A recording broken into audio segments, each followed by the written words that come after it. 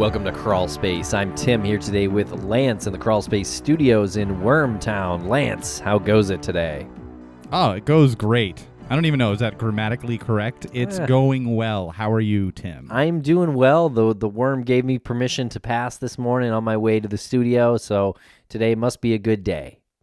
Yeah, there's a lot of construction going on around the studio. I don't know if you've noticed, but I think they're rerouting some of the worm's tunnels, some of his areas of bypass. I think they're doing some rerouting and some renovations. Well, he's getting bigger, Lance. And this episode today, Lance, has nothing to do with the worm. Has really nothing to do with the worm of Wormtown, but it has to do with a new podcast from our friends at Texas Crew and our friends John and Jonathan, who put on a podcast called Chillingworth. Now, you would think that Chillingworth is something like a name that would evoke some ominous feelings, but it's actually the name of a judge, Curtis Chillingworth, and he was murdered, presumably murdered on June 15th, 1955 in Florida. It's a very fascinating murder. Curtis Chillingworth and his wife Marjorie were murdered, and as the two hosts, John and John, uncover the details of their murder, they start to uncover this like seedy underbelly of the area as well. So it's got this noir type feel to it. It does, and it's just I cannot stop thinking about the horrific way that the Chillingworths were killed. And so that really kind of takes me through all of it, the whole story mentally, thinking of how horribly they suffered, to be honest. It's just terrible. Yeah, it's a lot to unpack, really.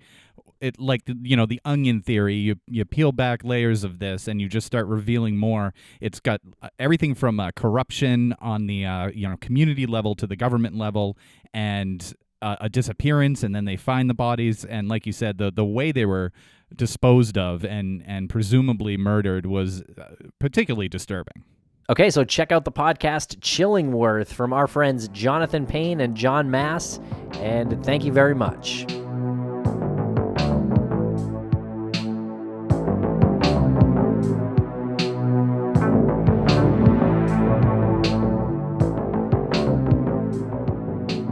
Welcome to Crawlspace, John Maass and Jonathan Paine of Chillingworth. How are you today, guys? Doing great. How are you guys? Excellent. Thank you guys for having us. Yeah, doing well over here. We've been familiar with this story since we first spoke to you guys. I guess it was a while ago now. It was about a year and a half ago. Okay, yeah. And so we've kind of been interested in your journey here, and your show, Chillingworth, is excellent. And it came out a while ago, and it's produced by Night House and Texas Crew, our friends over there at Texas Crew. So congratulations on the show. Thank you. I imagine it's been quite a journey. Absolutely. Actually, it started before we got together with Texas Crew. John and I, the story takes place in South Florida, specifically the core place that it takes place is West Palm Beach. And John and I both grew up here. And the story takes place in 1955, but our parents grew up kind of during that time period, and were both young attorneys at the time. So we grew up hearing about the case from our dads, who were, as I mentioned, were attorneys. So we've been intrigued in the case since we were kids. So John and I, in about 2011, thought we would get together and do a documentary on this case. And so that's kind of how it all started. And initially we thought we were going to just focus on doing a documentary. And then we considered doing a documentary series. But eventually, once we got together with Texas Crew, we decided that we would, in an attempt to gain some traction and an audience, that we'd kind of follow a model similar to yours, and that is to create a podcast to pique that interest, and then hopefully something along the lines of a documentary or scripted show will follow. Oh, that's really flattering. Thanks, guys. And we have the mutual acquaintance of the Texas Crew production team. They're awesome guys, and it's so cool that you got on their radar to pitch them this case, and they decided to move ahead with you guys for the podcast version of it. But you just said that you wanted to do a documentary. I have two questions. What drew you to a case from 1955, and are you still planning on doing anything documentary related? Well, as far as the case goes, we were pretty familiar with it as kids and then into our adulthood, but we didn't know the grisly details and the fascinating subplot. So once we decided to look into it because it was something that had affected the community, it kind of created a sense of it sort of eroded the confidence everyone had in the justice system for a while because it involved the murder of a judge, and we knew that from our parents. But we had a chance to look into it more. We both decided to consider it as a documentary around the same time, and the more we read about it and talked to older people who we knew, our parents' age, the more convinced we were that we needed to tell the story. And it was getting to the point, because everybody was in their mid to late 80s, who was around at the time and involved, that it was the stage of their lives where, we really had to talk to them or it would be too late to get a lot of personal reflection on the story. So we decided, we had to dive into it, and which we did. And as Jonathan said, we got pretty far along on the documentary, the one-off documentary that we were doing when I decided to show it to Brad and Rick from Texas Crew, just to kind of get their advice. And they proposed that we collaborate on a better and more expansive version of the documentary, make it into a doc series even, and possibly an episodic show. So we reshot a lot of the interviews, shot some new ones with Brad and Rick in Texas Crew.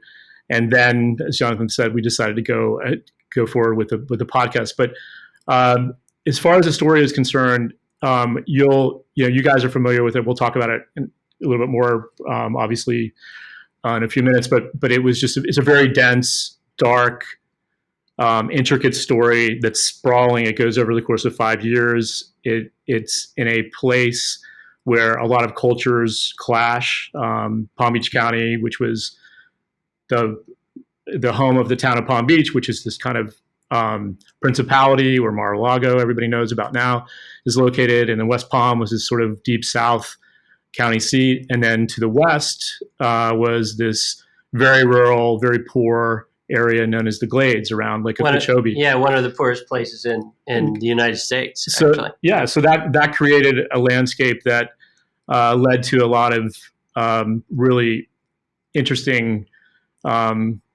relationships among people who had to kind of traverse those different environments to survive and to thrive. And the characters in our story were that kind of people. They were people who knew Palm Beach. They knew they were from West Palm Beach, but they also knew the rural areas and would kind of go back and forth among all three. So that in itself was interesting. But the main thing that's interesting to us, was interesting at the beginning, was the three principal characters behind the murders that are at the heart of the story, and their relationships, how they relied on each other to carry out this series of criminal acts over the course of 5 or 6 years, and how their relationships began to disintegrate after a while. So it kind of gives you a window into the criminal mind, the different reasons people commit crimes, how they react differently personally to what they've done, whether they seek redemption or not. All the things that are fascinating to us were in the story once we took a close look at it. Okay, so introduce us to Judge Chillingworth and his wife Marjorie. These are the two primary central characters in your podcast. Is that correct?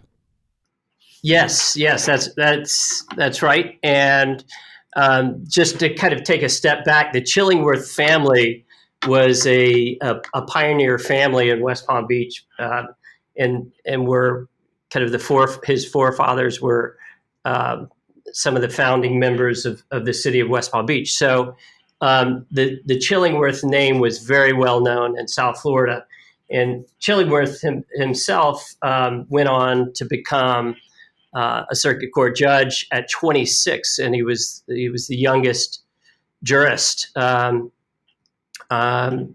be named to that position in Florida history. So basically, the story centers on the Chillingworths who were abducted and murdered, and that took place in 1955. And so at that time, he was in his late 50s, and his wife Marjorie was also in her late 50s, and he was nearing retirement.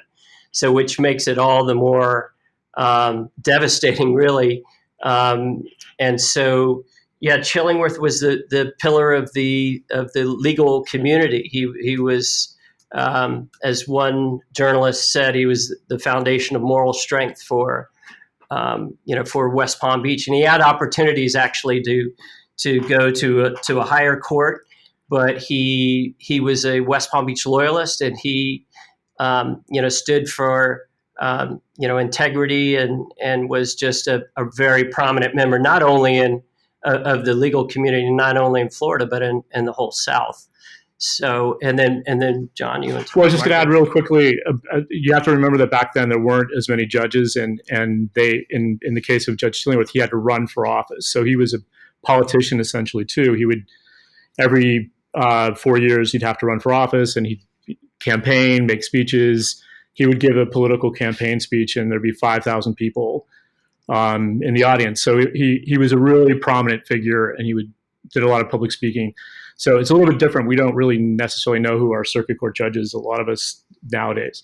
So, but as far as who the main characters were, he and his wife their murder was the catalyst for this whole saga. But what happens happens in a lot of stories that revolve around a murder, the people behind it really became the focus for us, because we had a remarkable amount of information about them through our interviews with people, as we said, who were still around from that time, the chief detective's personal files, Judge Chillingworth's diary, but most important, we had 50 hours of surveillance audio tapes that the detectives for the Florida Sheriff's Bureau had recorded of one of the suspects. So which was our holy grail, because we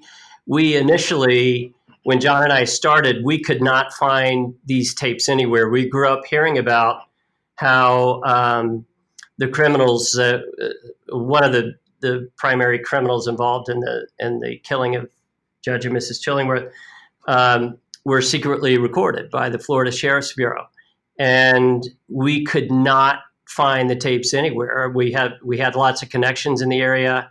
Went to the Historical Society, went to all the different courthouses and archival, looked at the Florida Bar, and we couldn't find them. And so we started to go in a different direction, because initially when we were kind of brainstorming and talking about it, these tapes were going to drive.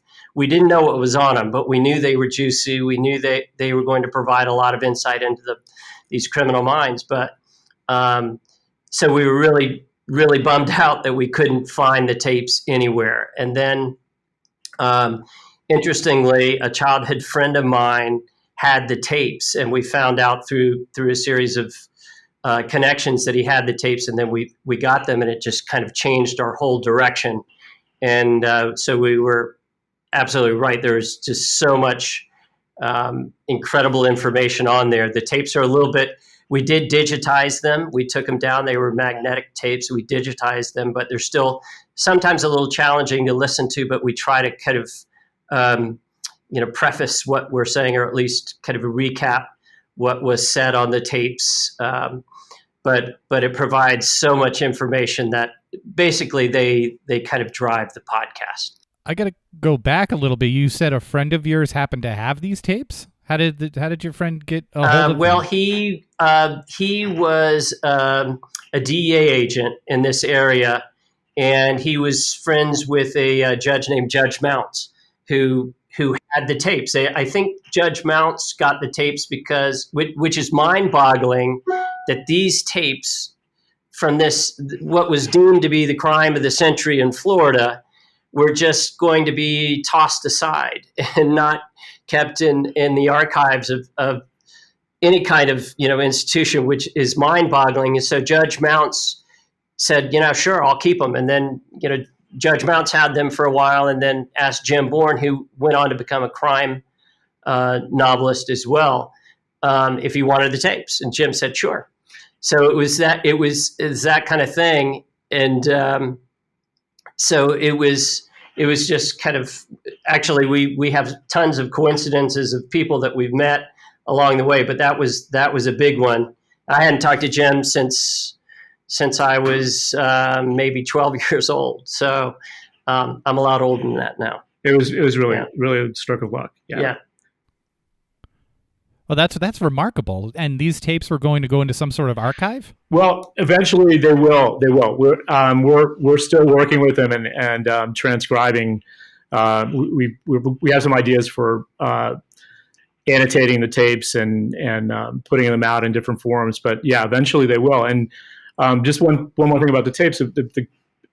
Apart from actually cutting in lines from the conversations that the suspect and his two friends who were informants carried on, a lot of the information that filled in holes in the story that weren't available through the court files or through interviews, we drew from these conversations that the three guys had. And it's just really fascinating. The guy who's a suspect was very intelligent, obviously not a good person in terms of the things he was willing to do to others for his criminal purposes, but like a lot of criminals, had a range of dimensions and showed a lot of kindness in many ways, and also was very, very bright guy, very intellectually curious guy.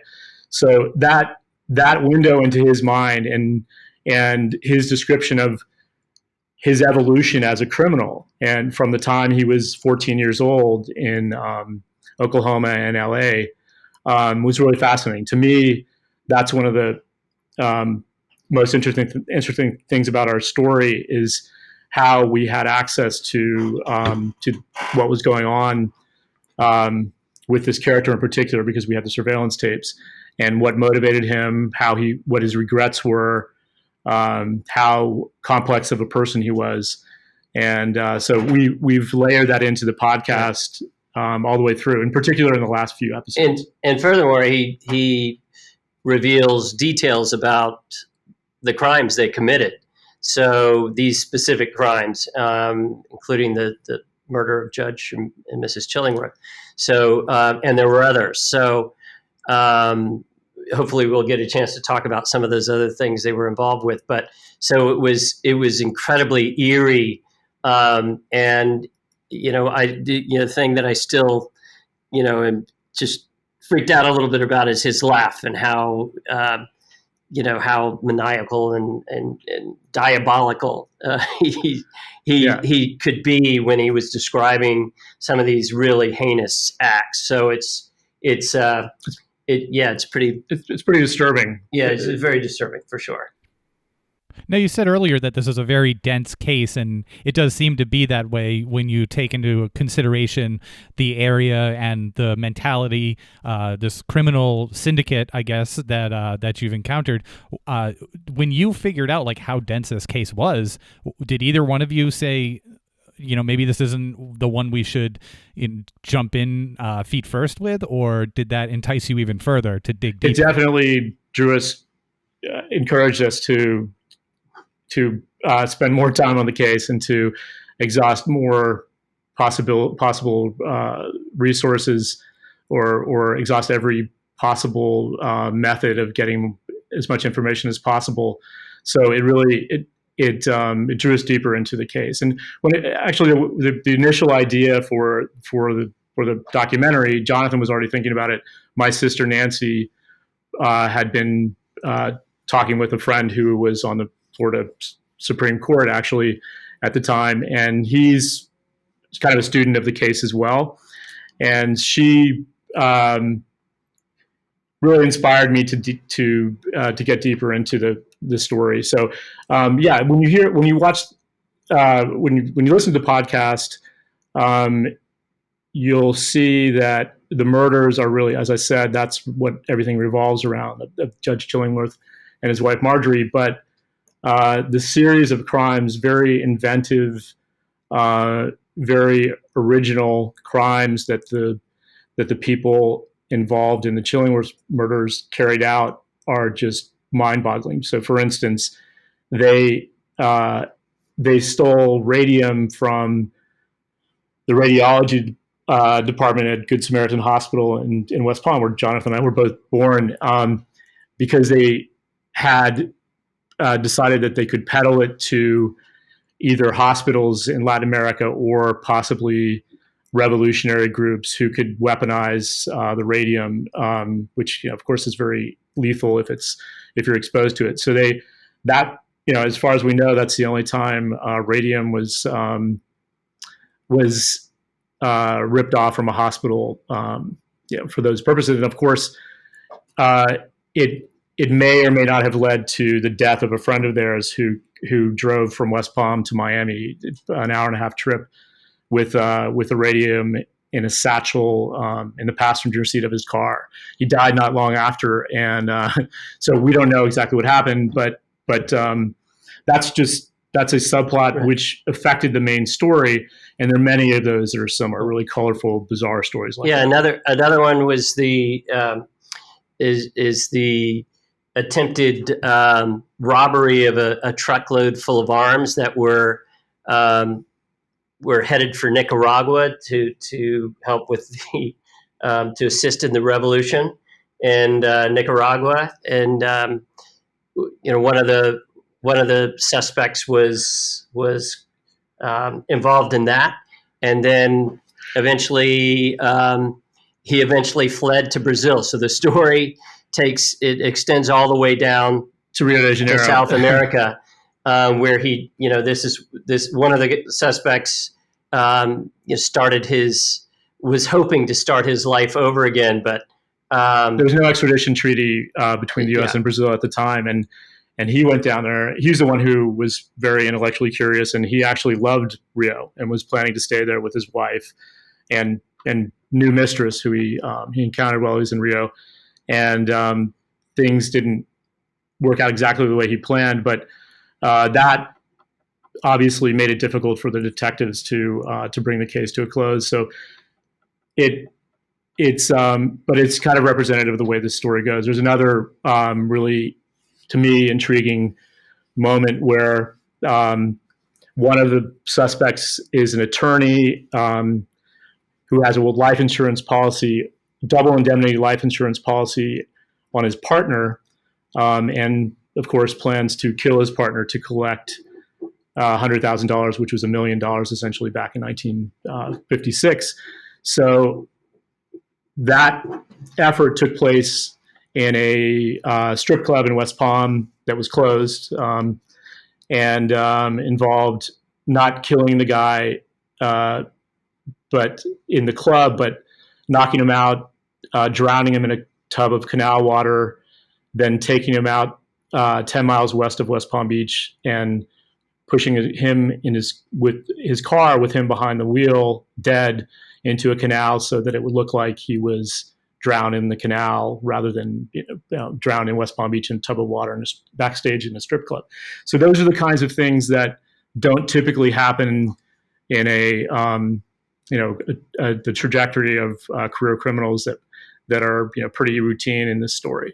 And which is also so mind-boggling to know that our little community, less than 50,000 people, back in the 1950s, that kind of thing, that the seedy underworld, nefarious activities that were going on right beneath everyone's noses. It's just hard to kind of imagine. And the frequency, the philandering, and the carousing and the womanizing was really remarkable by the standards of any period. And I think basically the story shows that times haven't really changed, or that we haven't advanced or devolved, or whatever, however you want to describe it, in terms of what men will do when they feel that they have the freedom to do so. And the suspects were just constantly on the prowl.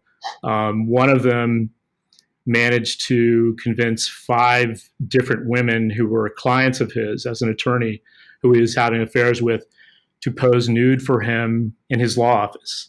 So there's only one problem. Yeah, he didn't frame the images very well, so he included his law school diploma in the background with his name on it. So, Oops. And once the photos were circulated, it was fairly easy to identify who'd taken them. So he ended up being disbarred over that. But these are the kind of guys who we're talking about. They were dodgy on many levels, including their personal lives and the way how faithful they were to their wives. So there's this group of players, sinister characters that we get introduced to in this case. How did they intersect with Judge Chillingworth, and what did they do to him? Why is he a victim to their syndicate? Well, I mean, I'm just going to say that we've been fairly cryptic thus far in the interview, and that's by design, trying not to reveal too much. But give me a little. Okay. Well, there were the men we've described as trying to kill their law partner in a tub of canal water backstage in a strip club, stealing radium, were the ones who killed the Chillingworths. That's we'll reveal that, and they were they were not suspects at all for the first 4 years following. There were some people thought they might have been involved, but they were not official suspects until about 4 years had passed. So those are the guys who are the focus of the story. And but I think it's important to. There were other suspects as well, though. Right? Yeah, there were corrupt law officials. That was. Corruption running rampant. People who were pissed off at Judge Chillingworth for sentencing them to long periods of time in prison. The mob, their families, the mob. Some suspected the mob. Yeah. Yeah. There was a mob-like killing that also involved taking people out on a boat and throwing them into the Atlantic Ocean. A few months before the Chillingworths were killed. So there were other suspects. So to answer your question, these guys were. May or may not have been involved in the murders of the Chillingworths, but they were present and related to the case in other ways. They were close to some of the law enforcement figures who were investigating the case. So they were high profile people who some people suspected without any evidence, but were not officially suspects. Right. And one of the other things we talked about, some of the other activities these guys were involved with, but two things at the core of the story, two different areas were moonshining and Bolita, and so that plays a very prominent role in these suspects were very much involved in that. And Bolita is I'm not sure if you've heard of that before, but it's basically the numbers racket. It's a numbers racket. Yeah, for sure. And it came from Cuba to Tampa in the late 1800s here in Florida. But that plays a major role in why Judge Chillingworth and these guys intersected for sure. Yeah, because essentially Bolita, the numbers racket and moonshine, which surprisingly was still popular in the 50s, even though Prohibition was long over, it was popular because it was cheap and it was really powerful, and it was a cheap high. So that was sort of those were the fundamental rackets that people got involved in. So one of the people involved in the murders, or actually the 3 guys involved in the murders of the Chillingworths, had created this system of shaking down the numbers racketeers and the moonshiners for money. and they were concerned that Judge Chillingworth might bring all of that to an end, and that was what was behind the murders. And we learned that fairly early on in the podcast. But the point is, the corrupt system was what, and perpetuating the corrupt system of racketeering was what led to the judge's death. And how was he murdered? Yeah, can you walk us through the night of Judge Chillingworth's murder? Sure. Judge and Mrs. Chillingworth were kind of members of I guess you would call it the blue blood demographic in Palm Beach and West Palm Beach, and they had been invited to dinner at the home of the friends in Palm Beach. They finished dinner and they were driving home to really their second home, which was a beach house that they spent a lot of time in the summertime. Their main house in Manalapan, just south of Palm Beach, and their main house was in West Palm. And so they got to their home around 10 o'clock at night. Were in bed before midnight, and two men beached a boat behind their house, abducted them, dragged them down to the boat, and took them about 2 miles out into the Atlantic Ocean, into the Gulf Stream, weighted them down with ammunition belts that were filled with divers belt weights, basically, lead weights. And they were, Mrs. Chillingworth was tossed overboard. And then Judge Chillingworth, even though his hands were tied, managed to push himself overboard, probably because he thought he might be able to swim away from the boat and make it to shore. He was a really strong swimmer. But the two guys who had abducted the couple pulled the boat up to the judge and hit him over the head with the butt of a shotgun, dazed him, then wrapped a spare anchor around his neck, and he wasn't able to keep his head above water, and he went down as well. So it was a pretty horrific, painful, utterly frightening death for the couple. And just a couple of things. They were, as I mentioned earlier, they were nearing. Judge Chillingworth was nearing retirement. They were thinking about traveling, abroad.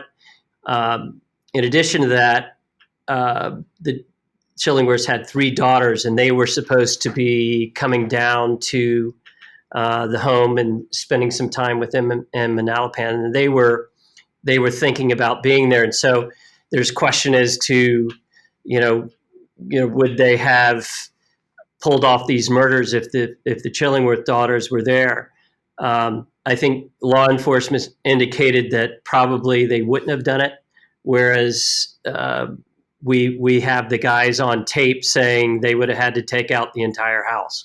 So it's what's really crazy is we read the testimony and a lot of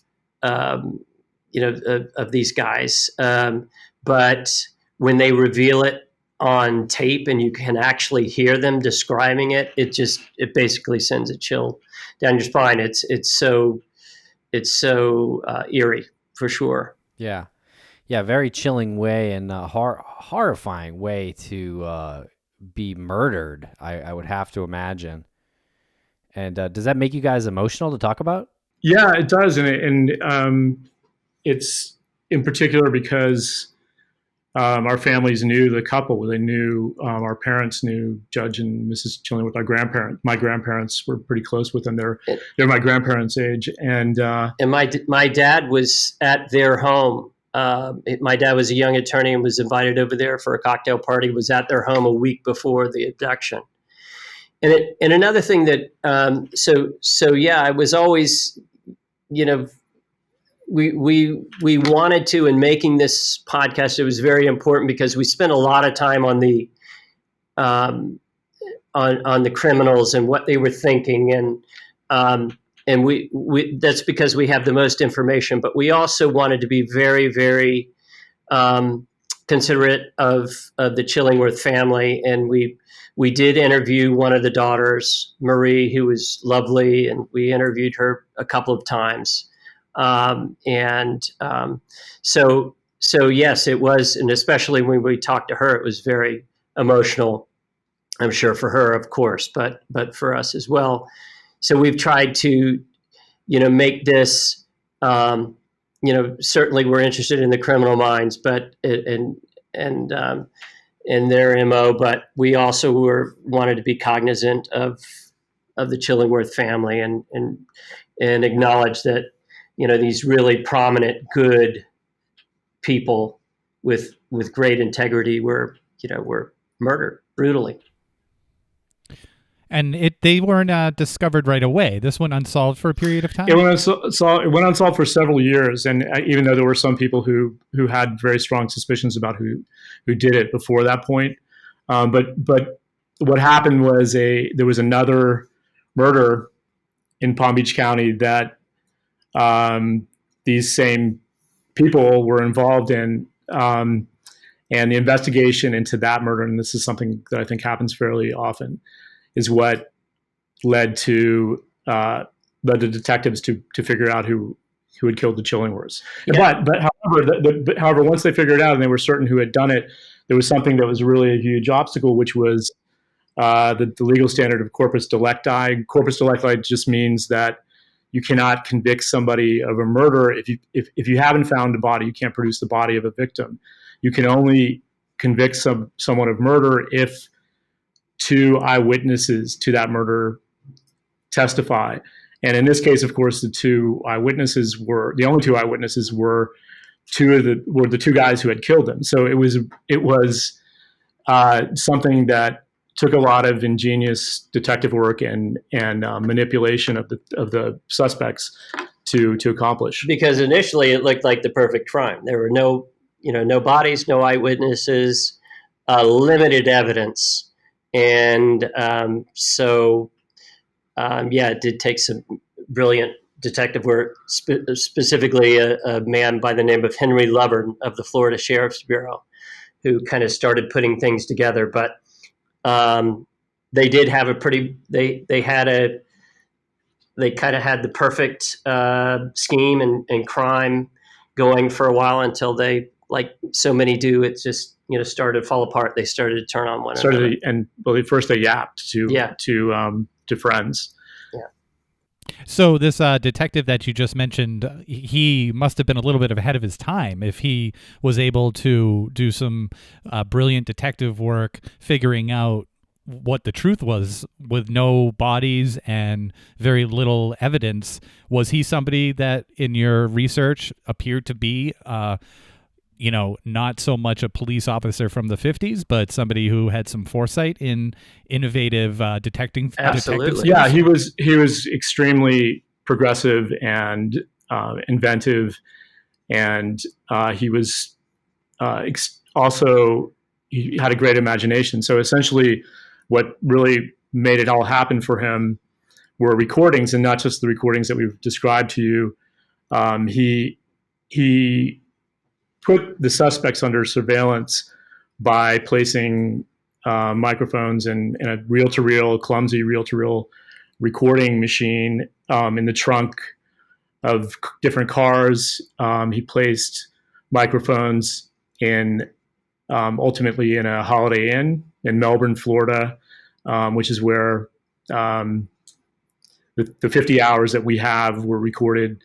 And this is one time he was in the trunk of the car. Yeah, he would hang out in the trunk of the car, kind of like cradling the reel-to-reel tape recorder while the suspect was talking outside of the car or even inside of the car.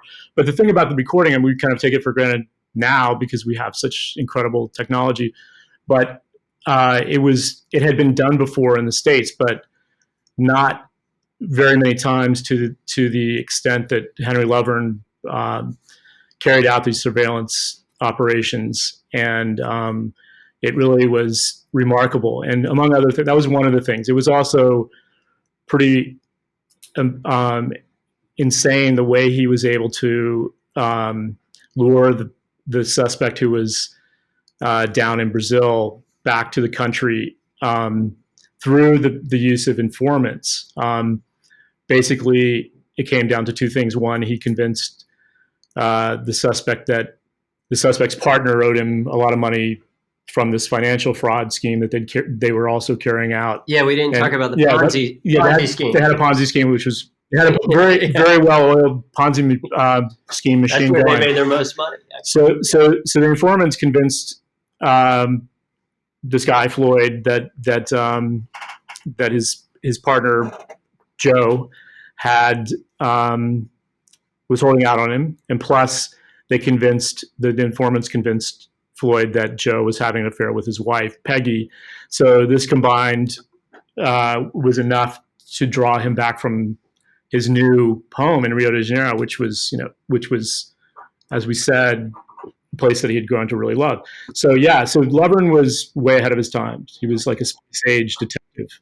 Lovern, he placed informants into this group to plant these seeds that weren't true, correct? So these were just seeds of suspicion that he wanted them to plant in order to lure him out and to sort of turn one against another.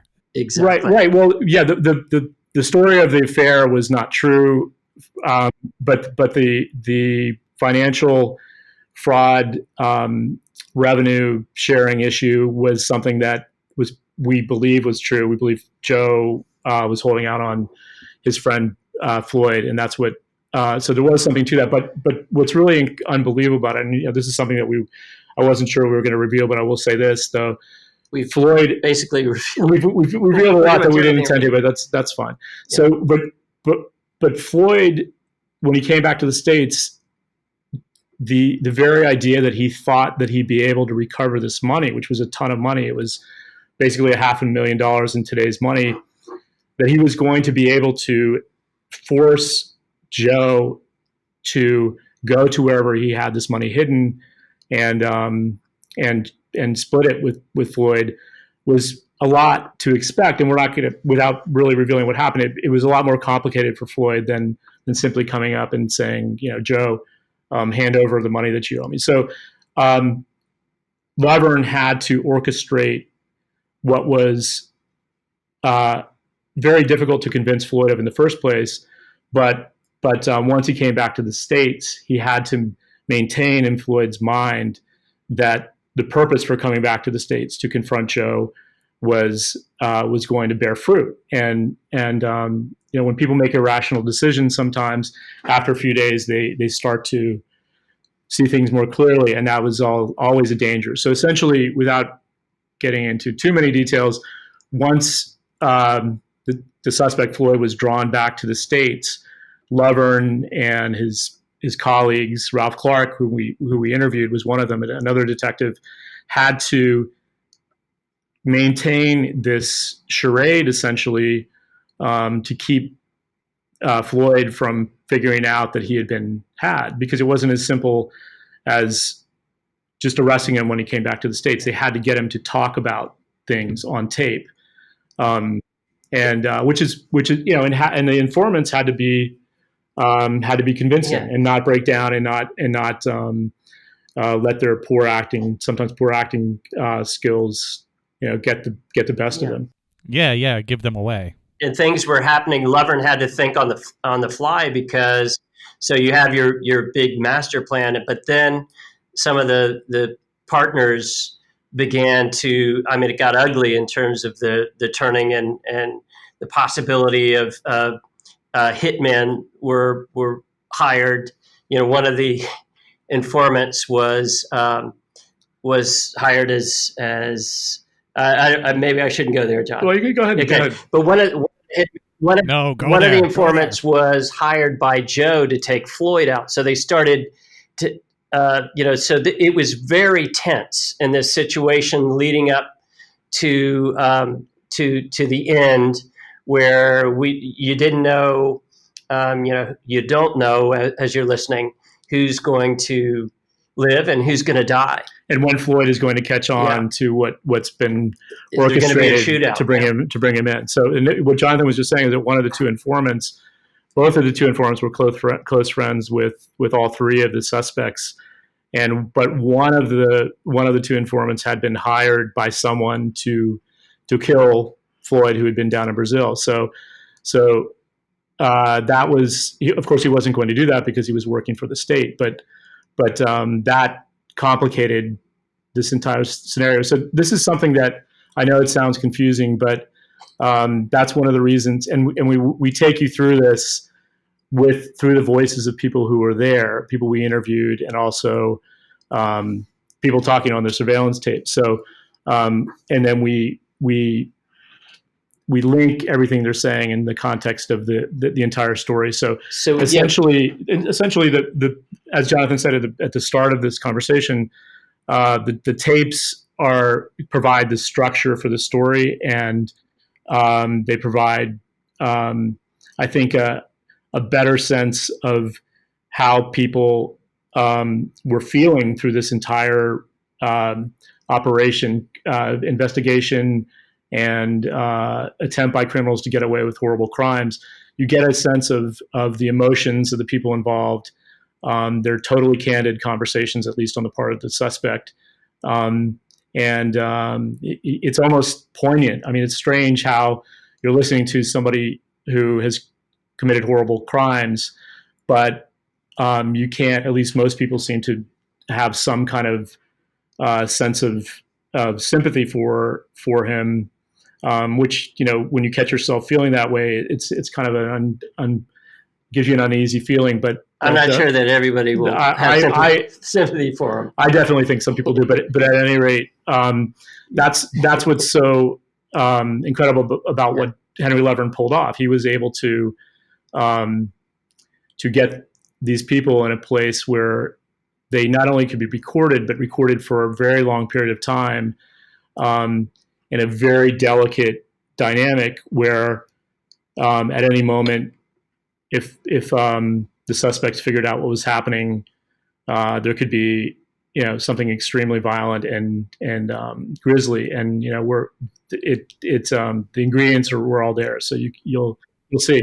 Yeah, was this something that you found any resistance looking into, because it seems like the roots run pretty deep down there? Well, the only issues we had, there were really two people involved who we interviewed, who we spoke with, who were involved. One was actually the wife of one of the suspects, who's still around, and we spoke with her on the phone. She wouldn't be interviewed. We talked to her for about 6 hours. Yeah, we talked to her for at length. Interviews, yeah. And then so that was sensitive, and also the wife, the widow of one of the informants, who was just delightful and really helpful to us. So, but also Marie Chillingworth. And Marie Chillingworth, the daughter of the Chillingworths. So what we tried to do was we revealed, obviously, as we said, we found a lot of information that was not in the public domain, that people didn't know about, through these detectives' files and the recordings, which hadn't been heard in 50 years. And when you said, but the 50 years, but the public had never heard them. The public had never heard these recordings, right? They were never introduced in trial.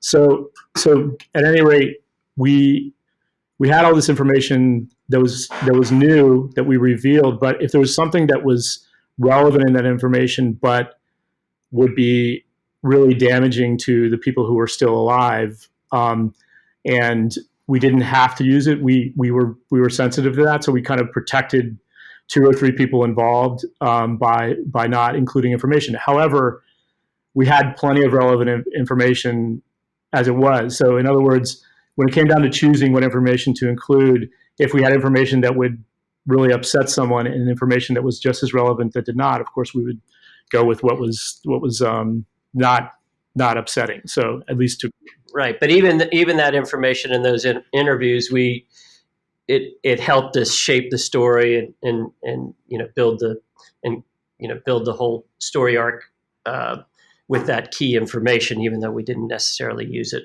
specifically. Are things similar in the sense of how that area, I guess, nurtures that criminal element? Because it sounds like it was pretty prevalent back then. Did you find any similarities to similar types of criminal syndicates? No, you mean compared to today? Yeah. Like back then, as you're looking at it today and you're looking at how it all went down back then, was there anything that stood out to you today that you'd look at and say, wow, that's really similar? Like times go by, but nothing really changes. Well, I think that in that the three men involved, the three guys who we focus on because we have information about them, in particular the one who's on the recordings, they were career criminals, even though one of them was also a judge, a municipal court judge, but he was essentially a career criminal as well. And the other two men, one of whom was a black man, and the other was white. That goes on today from everything we understand and everything that we observe. There's a world that is kind of a parallel universe where people just expect to continue to commit crimes throughout their adult life with some objective possibly to get out of it, or maybe to some extent they enjoy it. And that was again, that's what was so great about those recordings with respect to Floyd, because he's not only talking occasionally about the crimes he's committed, he's sort of ruminating about the choices he's made, why he's done it, how it's affected the people he loves, what he could have done if he hadn't chosen that life, what he wants to do in Rio de Janeiro, which is to live a life that does not involve committing crimes. So to answer your question, that to me is something that's timeless. And there were dodgy characters among the Neanderthals, I'm sure, who would steal shit, and but that's because it was their nature. And so yeah, I think there's not that much of a difference. One thing I just want to say how nonchalantly you dropped in one of the criminals was a judge. That's one of the most intriguing things about this. It's another judge, and in my research, he was a municipal judge, but in my research, I haven't found that happening very often in U.S. history. Where a judge kills another judge. Where a judge takes out another judge, although he was more of the mastermind behind it. But to me, that is one of the most intriguing things of this case, this guy that seemed to have everything. He had charisma. He was a young attorney, but he had lots of possibilities. He aspired to be governor of Florida. Yeah, and this is Judge Peel, right? That's right, Judge Peel, which makes this story even more incredible. So he had these other two individuals that his thugs that he definitely manipulated, but at the same time, one of the things that John and I have found that this specifically, Floyd, who was a white male, and Bobby, an African American.